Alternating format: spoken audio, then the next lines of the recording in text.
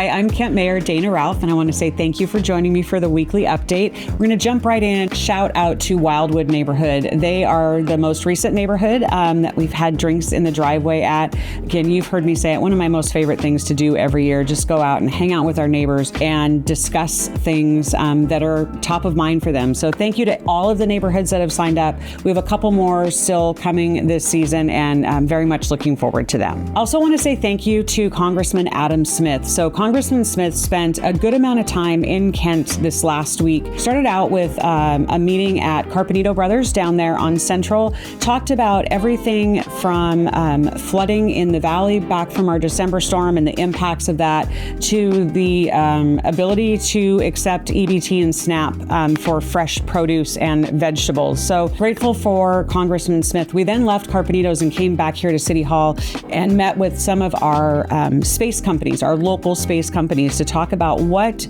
can the state and the federal government do to support those startups, support the research and development that's going on in that space industry. And it's alive and thriving here in the city of Kent. We want to make sure that we continue to be the place for that space innovation. Couple more recaps. On Saturday, I'm very grateful to join Councilmember Pete Von Reichbauer for the annual South County Scholar Athletes Breakfast. So this is a fundraiser to support our local scholar athletes in Kent and Federal Way. Really, really grateful. It's always a fun event. So this year, Jim Zorn was the moderator, and he was talking with Dan Wilson from the Mariners. So a lot of great insight into Mariners baseball, what was happening, what will be happening in this upcoming season, and some of those behind the scenes stories. Also fun to hear Jim Zorn talk about his days with the Seahawks. So fabulous breakfast, great cause. Wonderful to see so many people out there. I ended last weekend at Emerald Downs. So every year Emerald Downs runs a race called the Kent Stakes, and this year was no different. Super exciting. Want to give a huge shout out to the horse Falling Leaves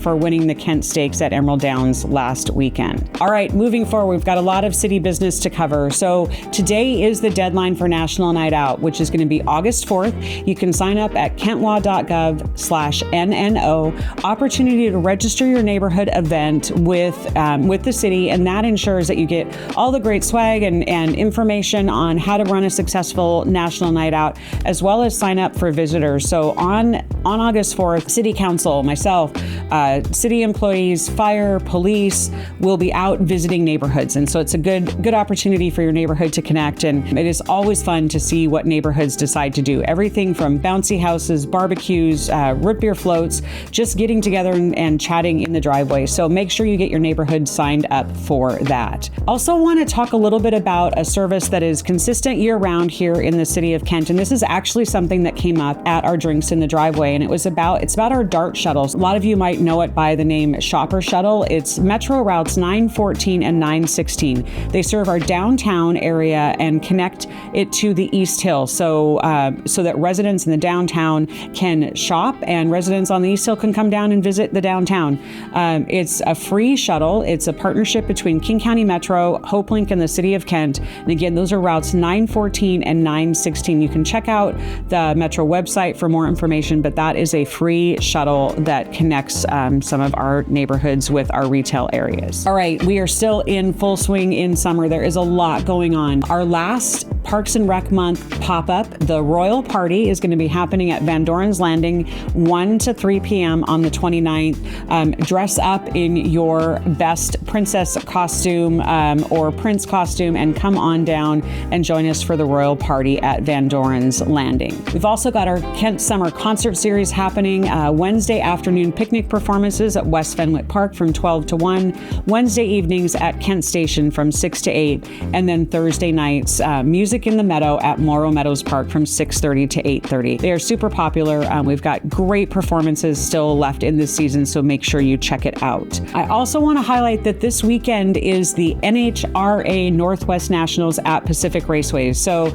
Pacific Raceways, if you've been around Kent for a long time, you know that they are a staple here, and we get the national spotlight once a year at those NHRA drags, something I've been going to since I was about 16 years old. So that tells you how long they've been event happening, but that is at Pacific Raceways. You can check out their website for all of the details on that. Also, starting next week, we have a really fun event for students happening at our Greater Kent Historical Society. So it's Soils, Seeds, and Stories. It's a day camp for kids. You can learn all about those things, soil, seeds, and our agricultural history here in the Kent Valley. The link to register will be in the text version of the newsletter, but check it out. It is going to be a fantastic event, and there are scholarships available thanks to generous grants from 4Culture. So really fun time for our kiddos connecting to the history of where they live. With that, as you can see, a lot going on. It is still definitely summer, more great weather to come, lots of fun activities, and we will see you next time.